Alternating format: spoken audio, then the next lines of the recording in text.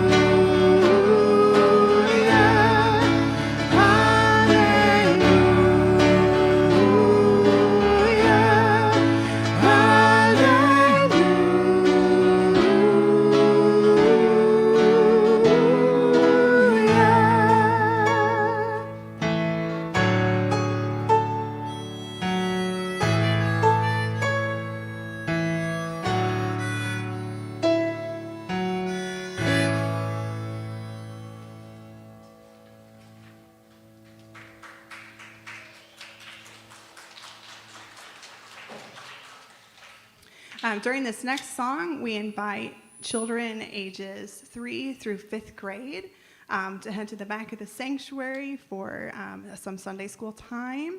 I believe they will be indoors today, so just make sure they have their mask on. And also at this time, I invite those of you who are at home and even those of you who are in person to feel free to comment on the Facebook live stream and share your joys and hopes with us during this third song, and we'll share those afterward. This next song kind of relates to what we're talking about in our sermon today, and this is a song, it's kind of like, you think of like the WCIC, contemporary Christian music kind of realm, which is fine. It's just not stuff that we sing a whole lot of here at Imago, but this is, the words to this, when this song came out about 10 years ago, I was at a different place in my faith, and I think, it's kind of interesting how you can hear something one time of your life and then hear it at another time and you take something completely different out of it. And that's kind of what this song has become for me. It's as my beliefs about the resurrection and atonement have changed and evolved, so has kind of the way that I read this song. So I hope that, hopefully you take something away from it today as well.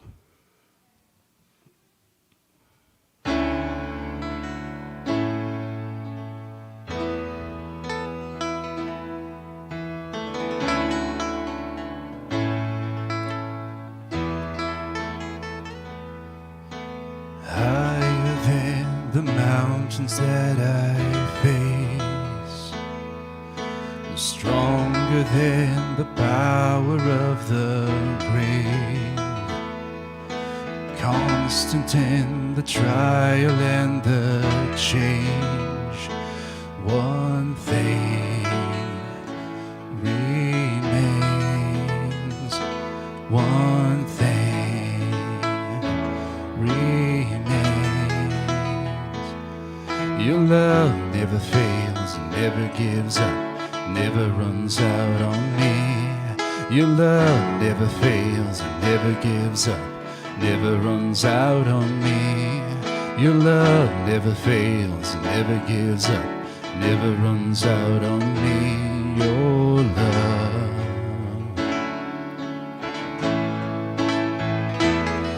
And on and on and on and on it goes. It overwhelms and satisfies my soul, and I'll never ever have to be afraid.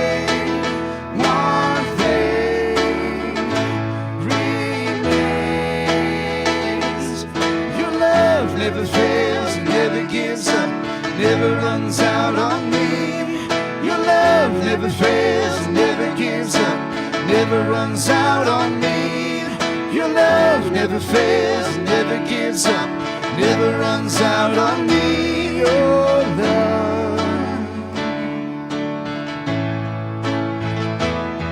In death, in life, I'm confident and covered by the power of your great love.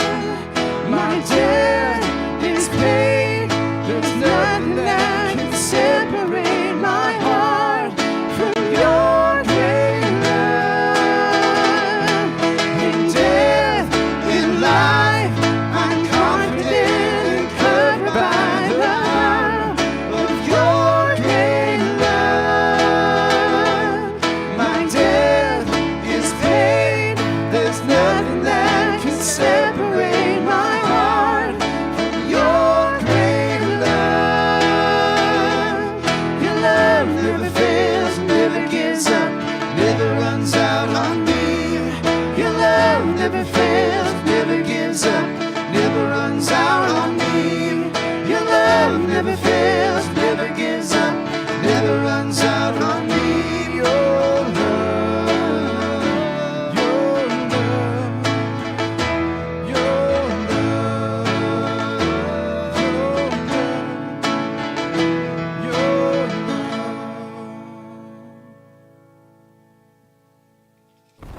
Maybe seated this morning.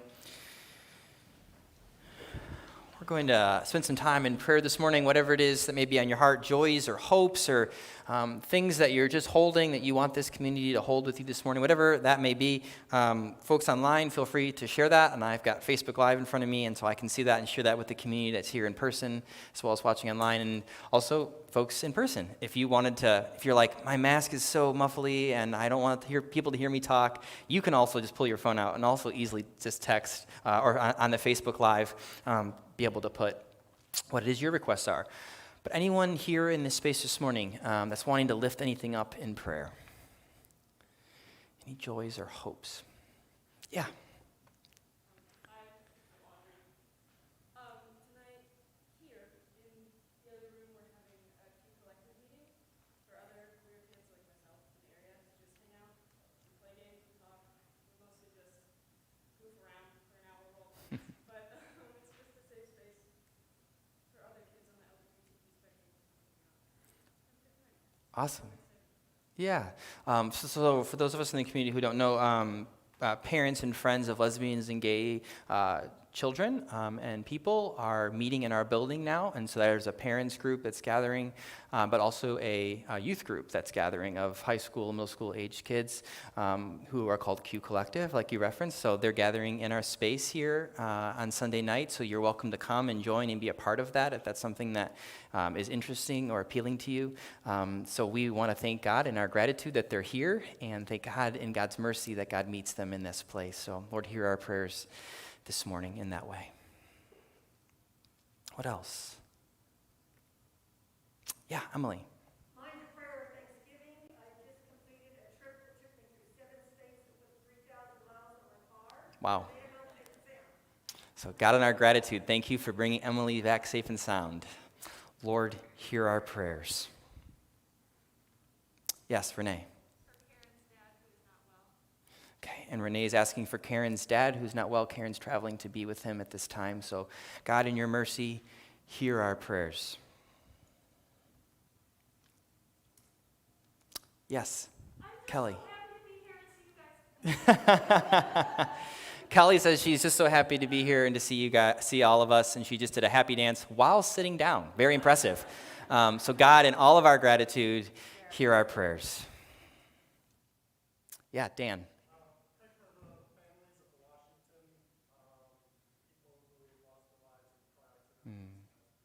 Yeah, Dan wants us to remember those in Washington who lost their lives this week in a car accident. So, Lord, in your mercy, hear our prayers.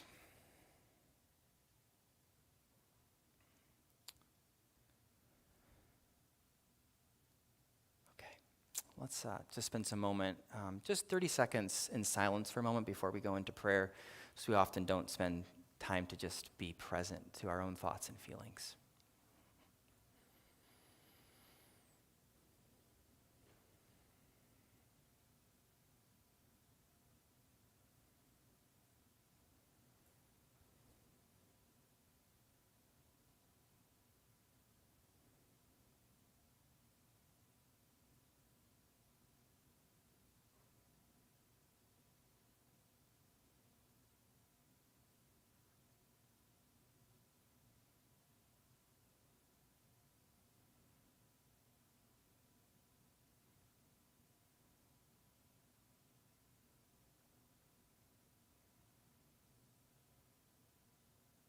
God, we thank you for a space to gather on a Sunday morning where we can find a place of silence, perhaps in a busy world at work or in our homes,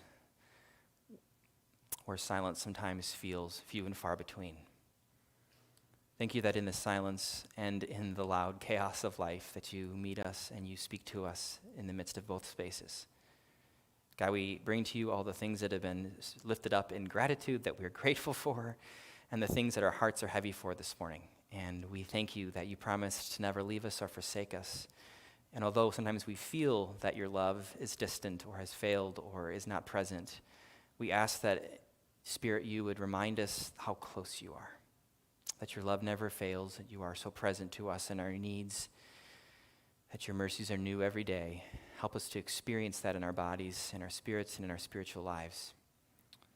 Thank you for the ways in which you're present here amongst us as we engage with one another and as we worship in community.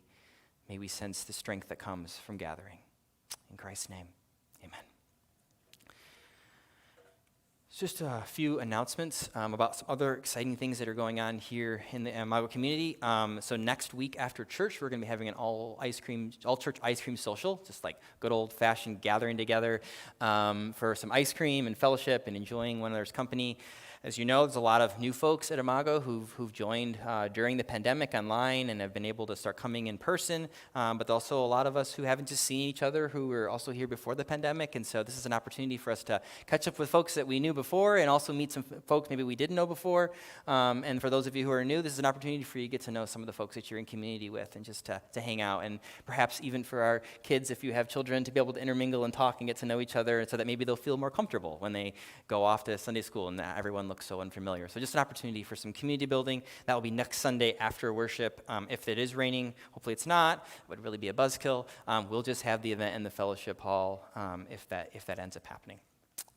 Science night is also going to be that night for our kids. Most of you, if you've been coming for some time, you should have gotten some kits in the mail that have all the supplies for your kids. If you're new and you don't have that and you'd like that, feel free to reach out to Melinda, our Pastor Melinda at imagodaychurch.org, and she can get you all the materials for that. But next Sunday night on Zoom, they'll be doing a kids' science night and experiments at home, so we hope that you participate in that. Also, you'll notice starting today, over the next few weeks, we'll be collecting school supplies for Family Corps, which is foster care adoptive agency here in town, so to be able to provide school supplies for those children. We're asking that folks just collect anything that you could think that kids need and bring them, and they'll be able to distribute those to the necessary places and spaces. And with that, I'm going to invite Patrick to come up, and Patrick's going to give us an update on some things related to the resource team and the building.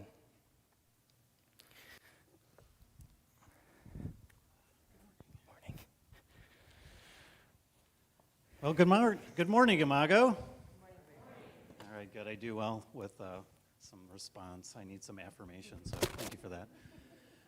As Josh said, I'm here to talk a little bit about the resource team. My wife, Tammy, and I have been coming to Imago for about 2 years now, and I'm currently looking after the resource team. So if we could go to the next slide.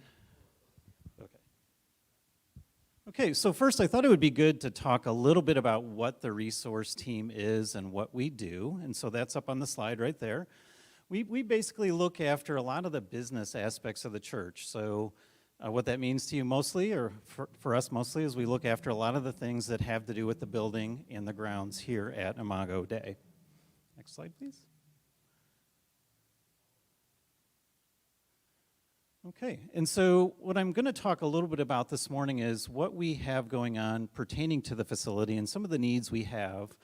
It's on the bottom bullet point, but our building that we're in right now was built in the 70s, and so it's kind of old. It's also was built in a time when building codes weren't probably the greatest, and so we're dealing with some of that right now. But our focus on our facility is we really want it to mirror who we are as a church, and that is to be a safe and welcoming place. Our facility, as you guys know, not only do we do services here in the morning, but we offer a lot of different community groups the ability to use our building. And so we like to make sure that we're focusing on providing a building that can continue to nourish people in a lot of different ways, okay? Some of the things that we've been working on in the last couple of years are we've replaced the roof a few years ago. Last year we started updating the windows in the building, because if you look at some of the old ones, you can see that the seals have broke, and so you can't see through them, and they're not very energy efficient. We've also been working on the tuck pointing in the building, and that's primarily because what you'll see in the pictures up here, when the building was built, the structure was not actually the best technology, and so what happens is water has been getting trapped between the brick and the concrete block, and for all the openings, like the windows, above the windows and doors, what's happening is that metal that supports the brick above them is actually rusting. It has rusted quite badly. And what happens to metal when it rusts badly like that is it actually expands. And so in the middle picture, you might be able to see off to the right side of the window there, it creates very large gaps between the brick. It just literally pushes the brick around. The picture in the upper left-hand corner is a close-up. You can see it pushes out the mortar and exposes even more of that metal to corrosion. And so what we're trying to do is fix those things because it's really not safe. If you looked at the back of the building before we fixed it last year, there was a section of the brick that literally was about ready to fall off the back of the building. The picture in the upper right-hand corner, you can see what the completed project looks like. We did the front of the building last year. So the work crews actually come in and they will take off the first 3 rows of brick above each one of the openings. They put in new metal, which is galvanized, so it will deter rust, so it'll be have better longevity.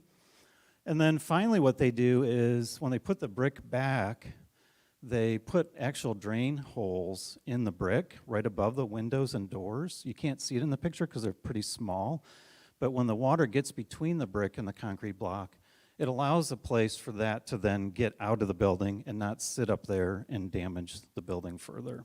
Okay? If you could go to the next slide. The other thing that we're looking at doing is replacing the remainder of the windows and the doors in the facility. So the doors that we have, the older doors, they're all steel. And as you can see in the upper left-hand picture, a number of them have started to rust pretty badly.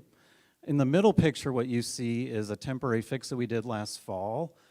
We actually had exterminators come in because we had some mice in the building.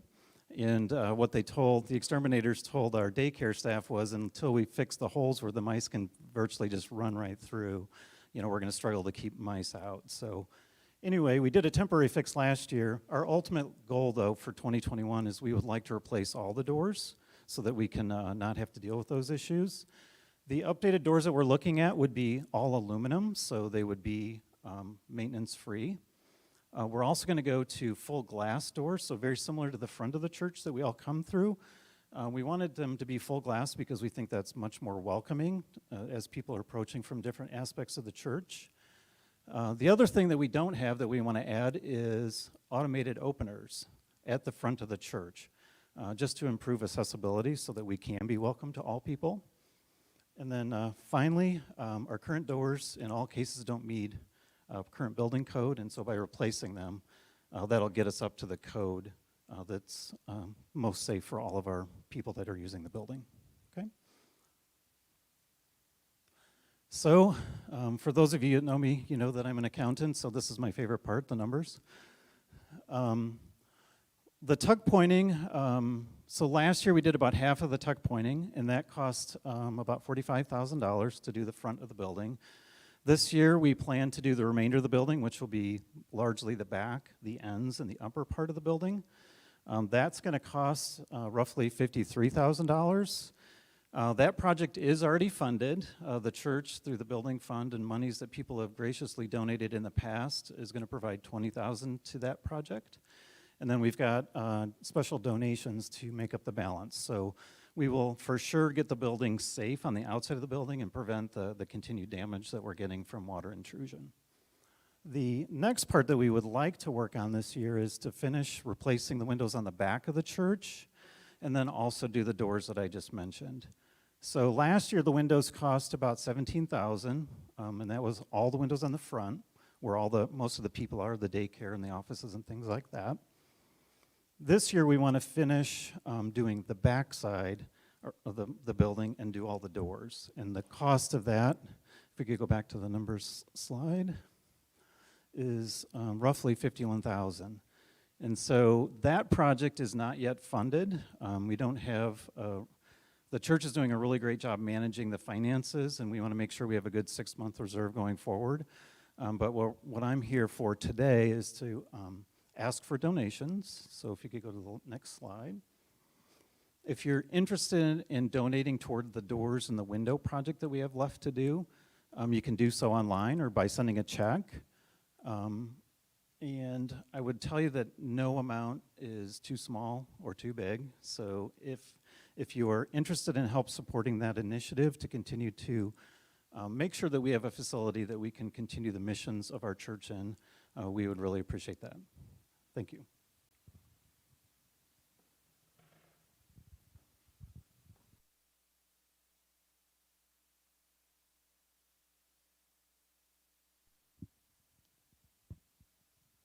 Good morning.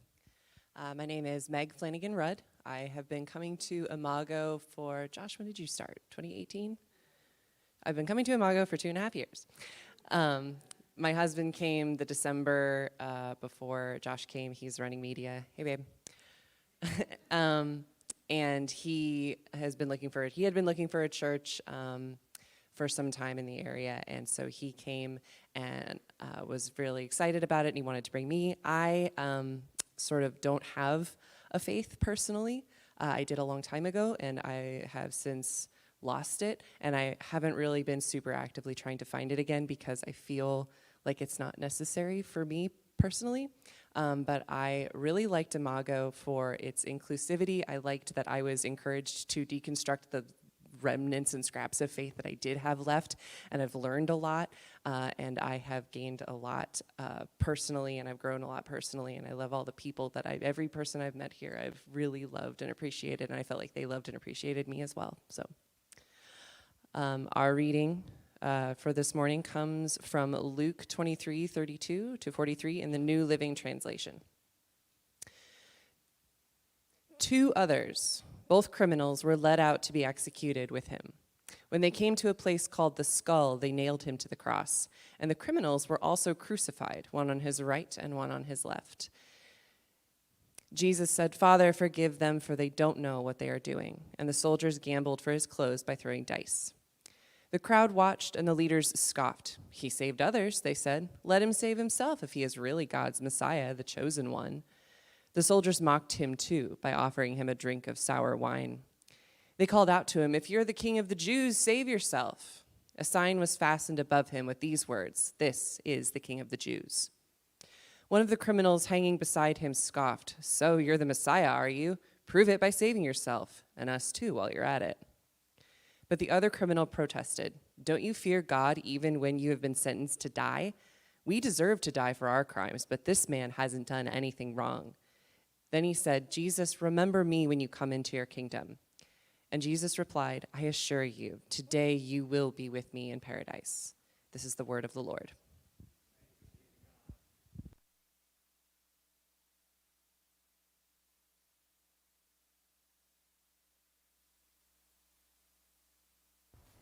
Thanks, Meg.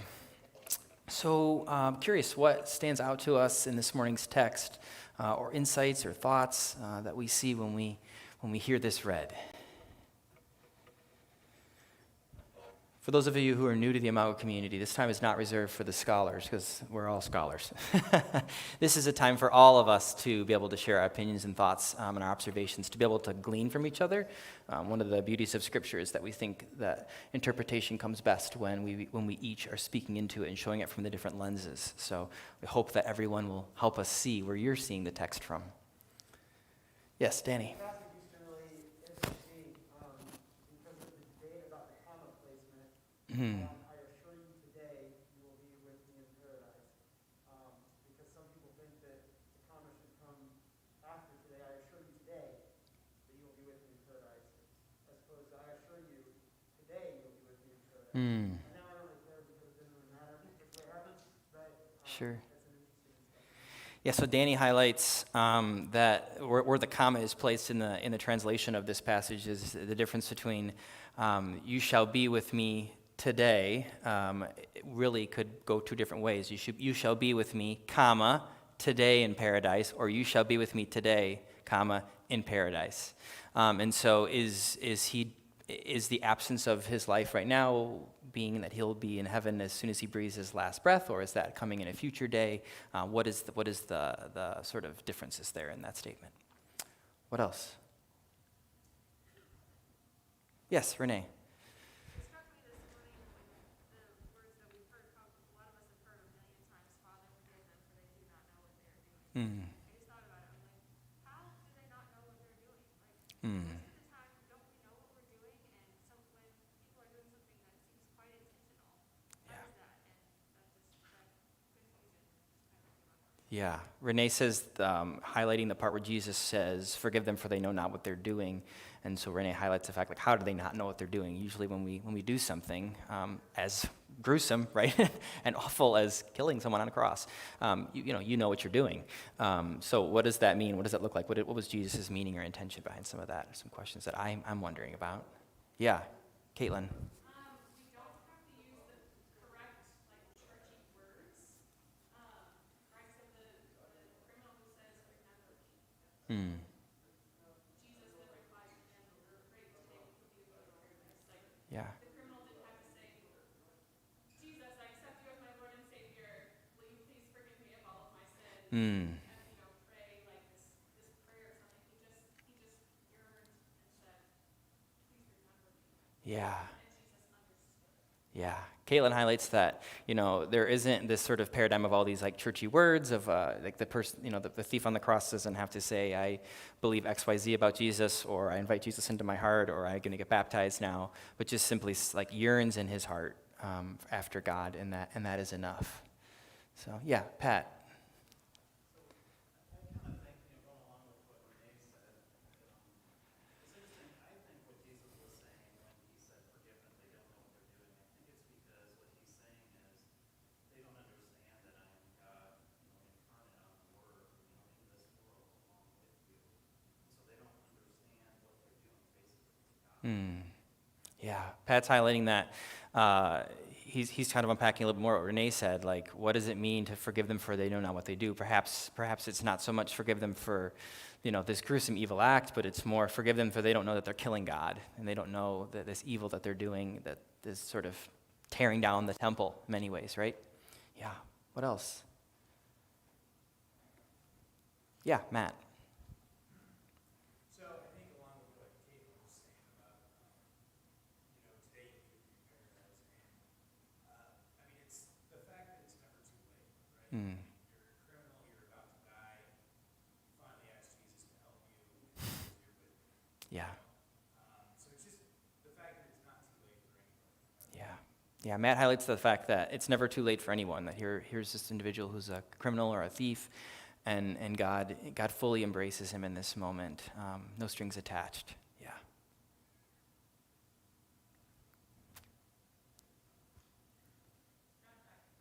Yes. Welcome back home, by the way. It's good to have you back.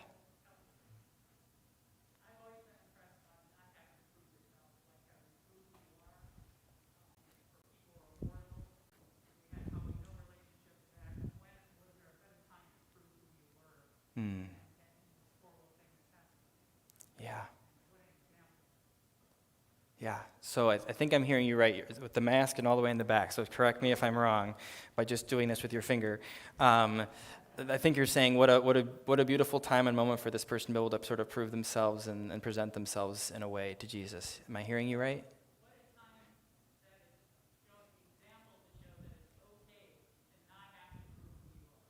The opposite of what I said.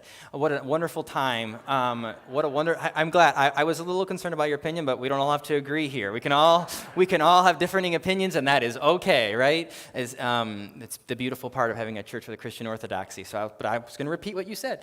So the opposite of what I said is what's true of what you just said. Basically, this is a beautiful moment where he doesn't have to prove who he is, right? Or prove that he's enough in any way. Just being a child of God makes him worthy of love and affection in this way. Yeah, Kelly. But on the flip side, I'm also struck by how absolutely brutish it is. I did something wrong, I deserve to die. Yeah. I mean, how very human and how very divine. Yeah. Same breath. Yeah, Kelly just preached my sermon.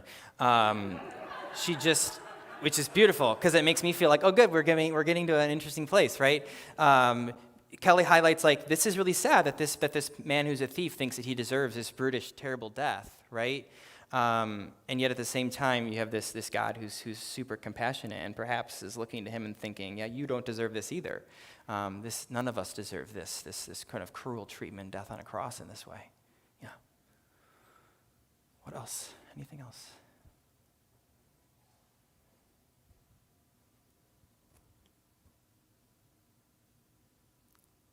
Yeah, Maggie. This just really reminds me of like when we talk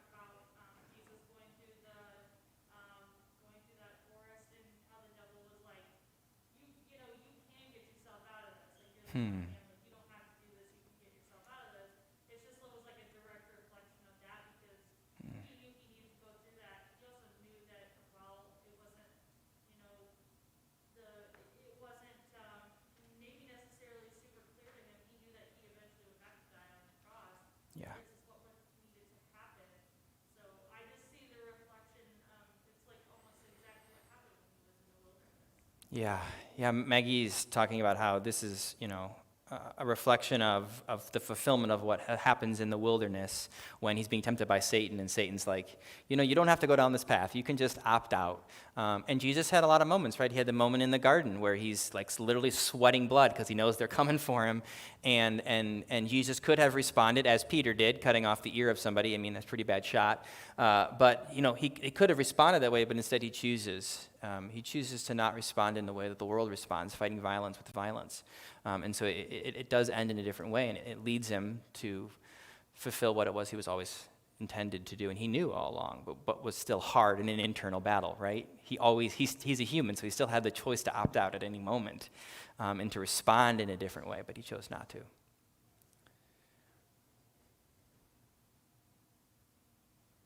Well, I loved this discussion. I don't know about you, but this is awesome. This is something that I think is really important and beautiful in our community. And our formation team was just talking about this last week, about how much we miss being able to have like some just good discussion about different ways we see Scripture and what things that stand out to us that maybe wouldn't have occurred to others of us. And so it's the beauty of interpreting Scripture in community. So thanks to everyone who shared and contributed in different ways. And those of you who are online, I have Facebook right in front of me.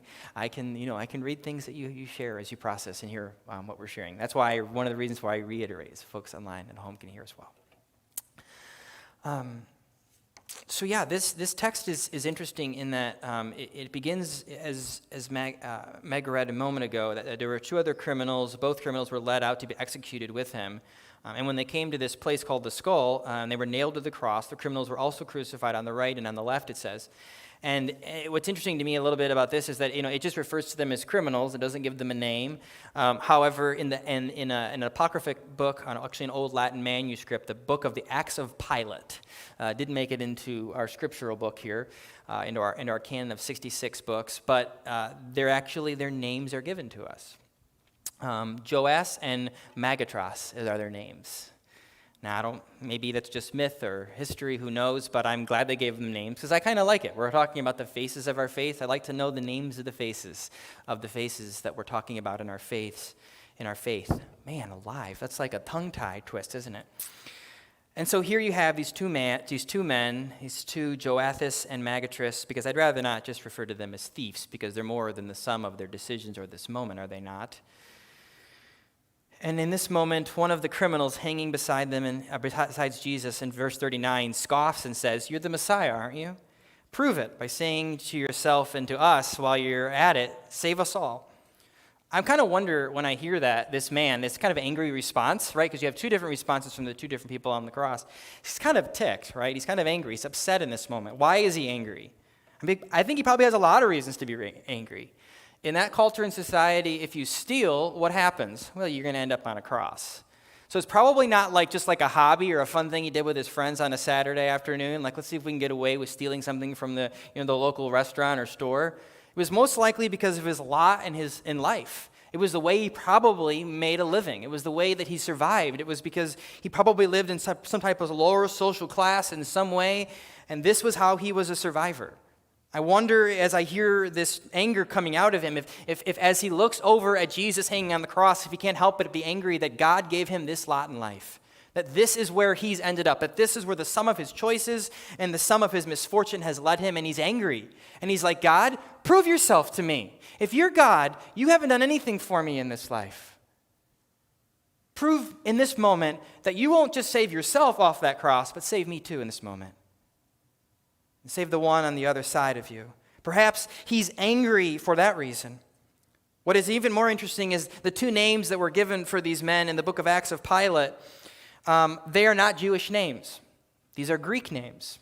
These are Greek names that most likely these were Gentiles, which is interesting because there's a sign above Jesus' head that said what in the scripture today?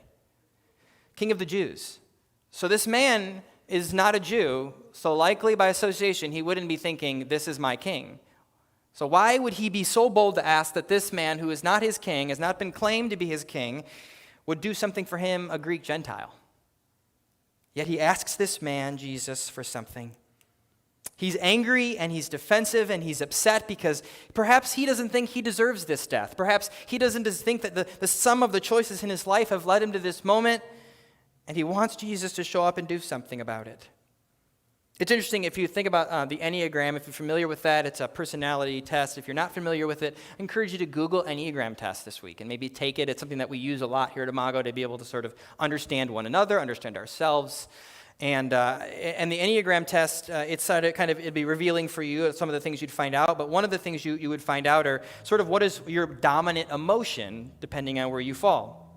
And often, sometimes when we lose contact with our core self, what is the dominant emotion that often will come out? And it's interesting for folks who are 9s, 1s, and 8s on the Enneagram, anger is the default emotion. It's the one that you'll feel the most and the deepest. What's that? That's you? Amen? Okay, you're identifying. Yeah. Can I get a witness? Anyone? Okay. Yeah. And it's interesting because depending on what number you are, you respond to your anger differently. So if you're a 9, you'll deny your anger as if to say, what anger? You know anybody like that? Maybe you're a 9. Maybe you are a 9. If you don't know anybody like that, you're probably a 9. Maybe if you're a 1, maybe you attempt to control or repress your anger. If you're an 8, you just act out your anger. You're usually pretty in touch with it. I'm wondering if perhaps this guy is clearly not denying it or trying to push it down. Maybe he's just having a weak moment, but maybe he's an 8. Maybe he's acting out his anger in this moment and he is just very upset and he wants to make that known to Jesus and everyone else present. So if you're a 5 or a 6 or a 7, your response when you have this deep emotion that rises up in you, when you sort of, your dominant emotion, when you disconnect from your core self, is that of fear. Now, if you're a 5, that means that you have fear about the outer world and about your capacity to cope with everything that's happening. If you're a 6, you exhibit the most fear of all the 3 types, largely experienced as anxiety. And if you're a 7, you often avoid feelings of pain and loss and deprivation and general anxiety because you just are fearful of what those things will mean and manifest in you. So I don't know if he's experiencing fear or if he's experiencing anger. I don't really know what Enneagram number is. I mean, they tell you not to guess other people's Enneagram's number, but I have fun with it all the time. I don't know where he lies in all of this, but what I do know is he's clearly afraid and he's clearly angry. And those emotions are dominating his conversation with Jesus. But I think we're so quick to judge him in this moment as the bad one, right? Or as the one that's not good or the one who doesn't understand. But maybe that's not at all. Maybe he's just the one who's just expressing his emotions and his disconnection with all that his life has been in a way that's just different than what we would deem as acceptable.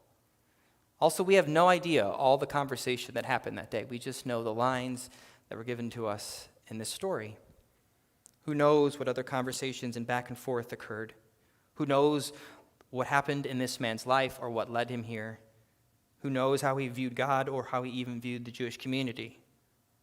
And so while this one man is concerned about what is happening to him, the other man on the other side of the cross is worried about what's happening to Jesus.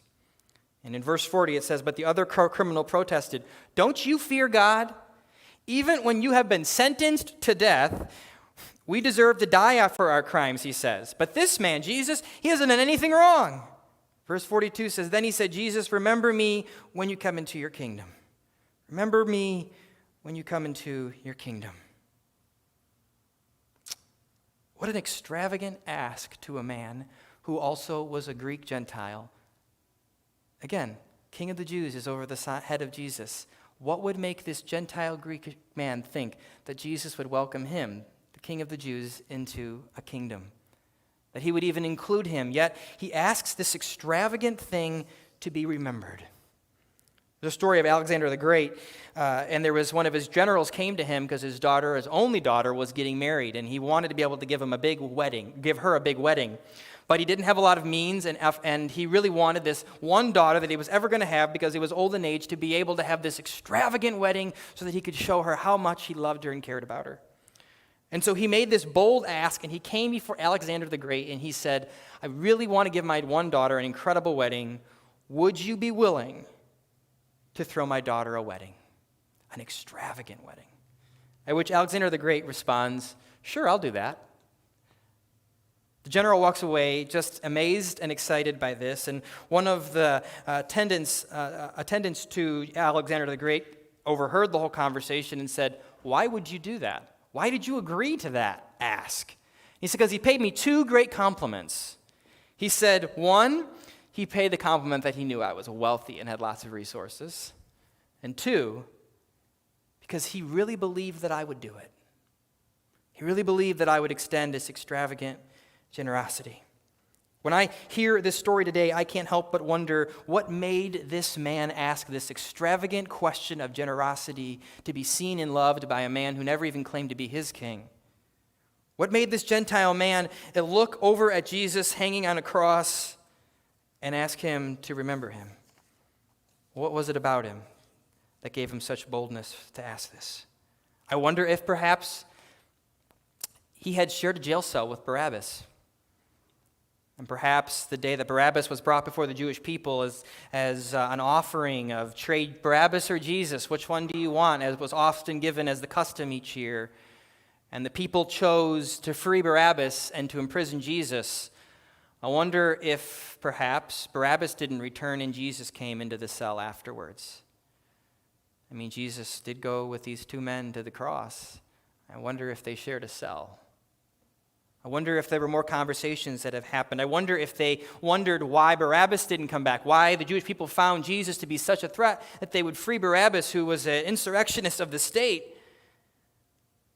I wonder if they had heard that Pilate, when he pronounced Jesus being sent to the cross, that he didn't see there was anything, a reason for why Jesus was to be crucified.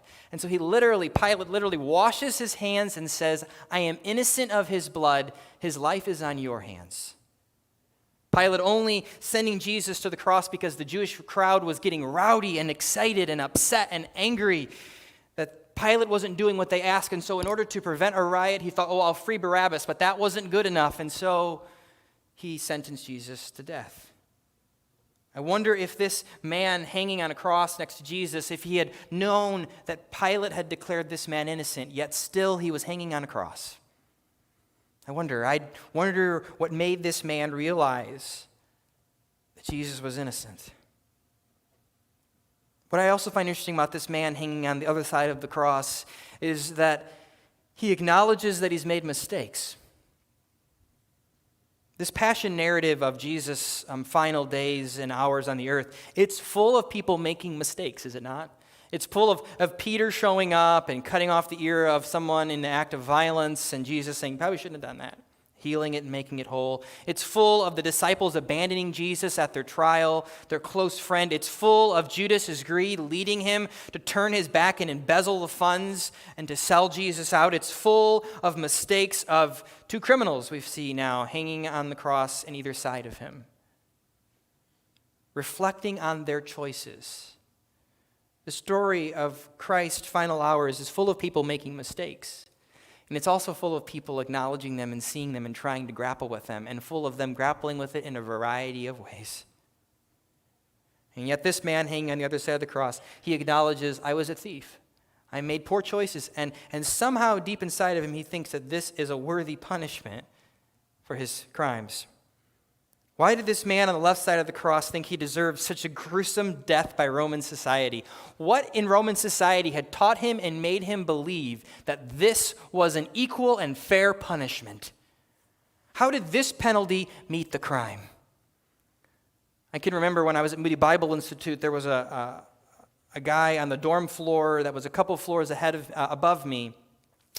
And he would often be asked every year to share in chapel his testimony, and often would go from each dorm floor, all 20 floors, and would share his testimony on Thursday nights.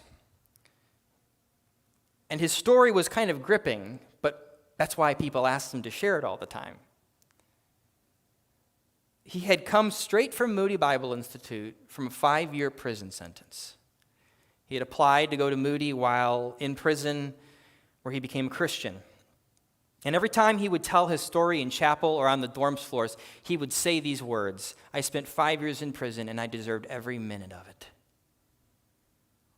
At one point, I remember somebody asking him, what did you spend 5 years in prison for? He would tell his story over and over again, but never tell anybody why he was in prison, which left rumors, just running through the institution of what maybe he had done. And so finally, someone just asked, which I was grateful for. And I'll never forget his answer. He said, I was in there for a drug offense. And I remember sitting in the chair in the dorm room when he answered that. And I remember thinking, and do you think you deserve 5 years every minute in prison for a drug offense? What you needed was a detox program and a recovery program. I thought that is cruel and unusual punishment. And if I could go back now and speak up, and as I wish I had, I would have told him these things. I would have reminded him that it was healthy for him to admit that he had a problem and to acknowledge how his drug addiction had caused harm to his own body and the relationships in his life. How his drug addiction had caused him to steal from friends and family, and that for that he probably needed to ask for forgiveness and work towards reconciliation and making that right.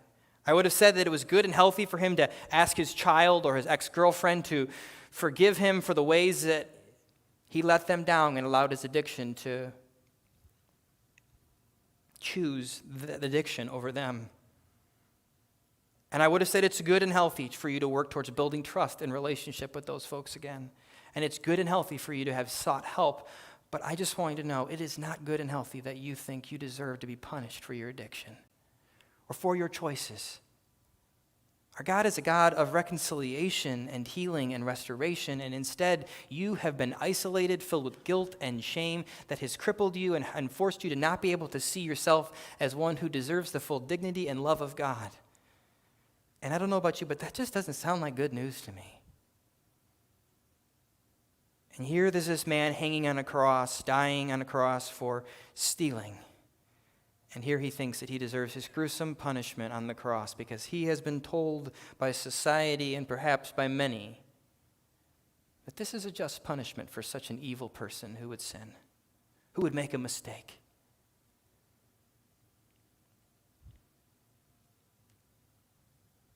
If I could go back, I would also tell him to not refer to himself as a felon. Every time he would give his testimony, he'd say, "I'm a felon." And I would remind him, you are not a felon. You may have a felony, but that does not define you. Stop punishing yourself. Stop believing that somehow there is something wrong with you. There's a difference between guilt and shame, and Brene Brown does a beautiful drawing, a picture for us of this. Brene Brown says shame is a focus on self. Guilt is a focus on behavior. Shame is, I am bad. Guilt is, I did something bad. How many of you, if you did something hurtful to me, would be willing to say, I'm sorry, I made a mistake? But how many of you would be willing to say that? Guilt says, I'm sorry, I made a mistake. Shame says, I'm sorry, I am a mistake. And every time this man would share his testimony on the floor, I would think to myself, he doesn't just think he made a mistake, he thinks he is a mistake. That somehow he is inherently wrong and bad and deserves to be punished and the loss of all that he's had in his life. I wonder if this man on the other side of the cross is a picture for us of somebody who is able to hold the tension of acknowledging that he has done something wrong, but also he is deeply believing something about himself, perhaps that he thinks he is inherently wrong and bad and deserves this death. I wonder if he's inviting us to be able to see ourselves not as one who is overwhelmed with shame and condemnation, but one who can hold the reality that, yes, we are guilty of making mistakes and causing harm, but none of us deserve what this man has gone through. None of us deserve to view ourselves as basically throwawayable, but instead as an invitation to reconciliation and healing. I can't help but wonder in this moment if the reason that he had the audacity to ask Jesus to remember him as he came into his kingdom was because just a few verses earlier in this passage, as Jesus hangs on the cross and as we had discussion about earlier, Jesus says to the men who are literally gambling off his clothes and are spewing hatred at him and have literally driven the nails into his body, Jesus says what? Father, forgive them, for they know not what they do. I wonder if as he heard those words, he thought, if Jesus can forgive those men who've done this to him, then surely he can forgive me.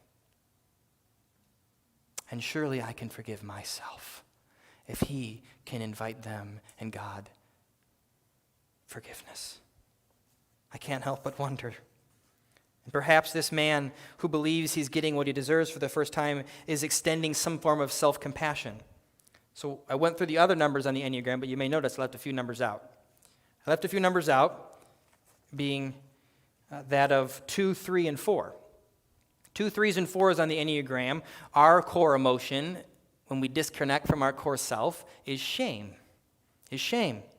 I am a 3 on the Enneagram, and so when I experience any form of disconnection from myself, and my core emotion that rises is that of I will often deny my shame and potentially be the most out of touch with underlying my feelings of inadequacy. When I feel shame, I want to sort of like push it away. I want to just not think about it, and it's not there. I just can't handle it. I can't hold it. And so my challenge as a 3 is to always be able to take criticism or things that I hear or guilt that I carry and to not allow it to become shame to say, well, Josh, you're bad. But to be able to say, but sometimes you make bad choices. To be able to sit with that in times when it's difficult, to be able to say, okay, I have made this choice that wasn't good. I made this mistake. How can I work towards reconciliation and making that whole again?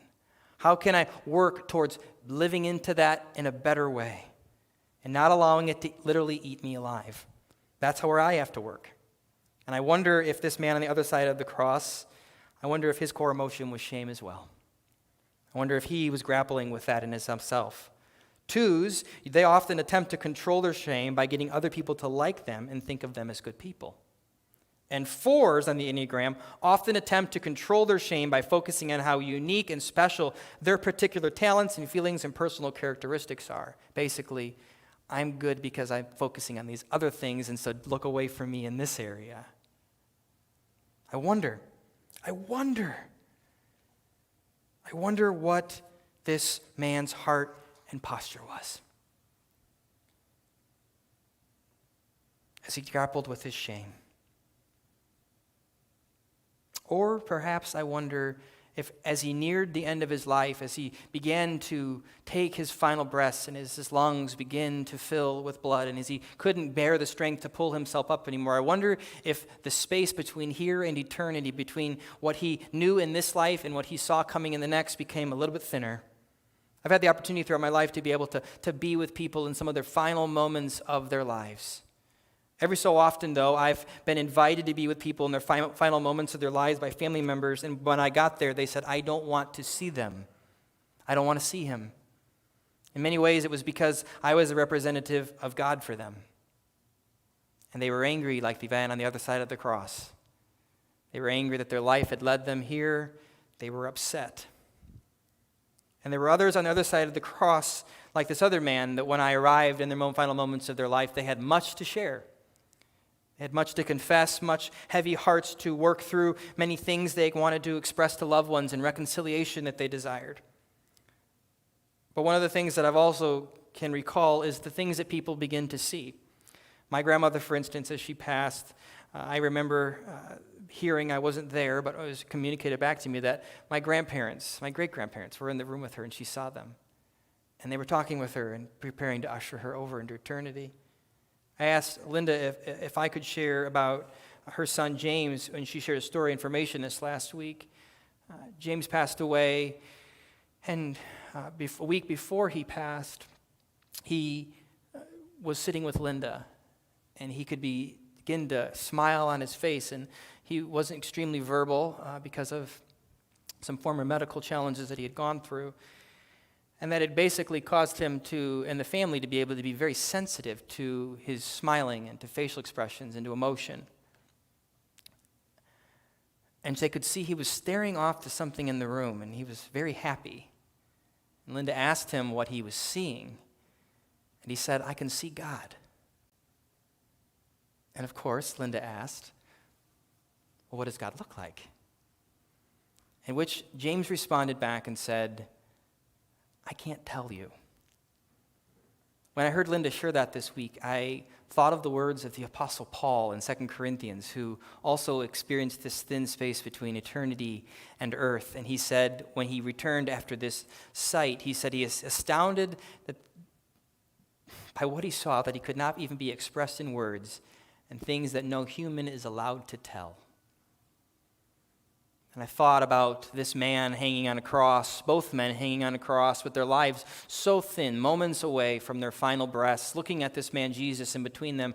And I wondered for a moment if perhaps for just a moment, if this man on the one side of the cross, that as he looked at Jesus, he could see God.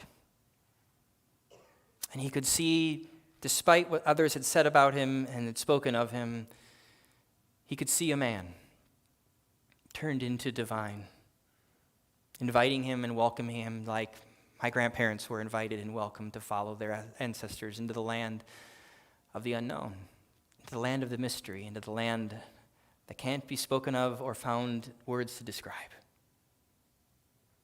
I don't know what led this man in this final moments to invite and ask Jesus to remember him. But what I do love is that Jesus' final words were, "Today you'll be with me in paradise." Today, Jesus reminds this man that he shall not be defined by his crimes, by his choices, that shame and guilt will not keep him from the love of God, but that he sees for that moment in time, perhaps he could see himself the way that God saw him as he looked over to the other side of the cross. So I invite us this morning, invite us to perhaps extend that same self-compassion to ourselves that Jesus extends to this man, to not be crippled by shame, but to take what this man shows us today, to be able to acknowledge our sin and at the same time know that we have worshiped a God who always moves us towards grace and reconciliation. Let us find a healthy balance of admitting both the frailty of our humanity while seeing in ourselves and in a God we worship, a God who is so loving, is so patient, a God who would extend mercy and grace beyond the Jews, but to those who would be called heretics and those to whom would be called Gentiles, a God who offered extravagant love and welcomed into eternity both of these men, I believe. Why? Because they were loved and beloved. Why? Because neither of them deserved this terrible punishment. Neither of them deserved the ways in which they viewed themselves, the way in which the world viewed them. But instead, a loving God who could reveal to them the way that God sees them. My prayer this morning is that we would see ourselves the way God sees us, that we would look to these men on the cross and be reminded of our own selves, and we would be reminded even further that God says to us that we are loved and beloved children of God, in whom we will see in paradise. Will you stand with me as we sing this final song of God's love and our beloved childness?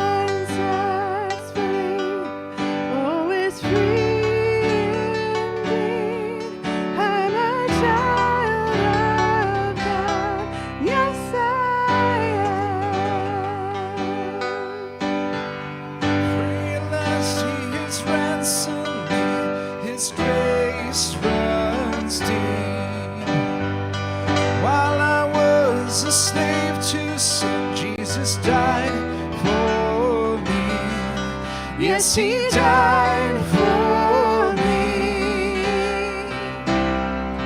Who the Son sets free, oh, is free indeed.